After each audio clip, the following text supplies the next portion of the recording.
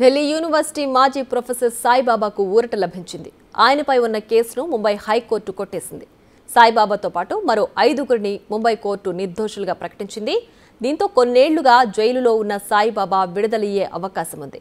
మావోయిస్టులతో సంబంధాలు ఉన్నాయంటూ సాయిబాబాతో పాటు మరో 5గురిపై గతంలో ఎన్ఐఏ కేసు నమోదు చేసింది.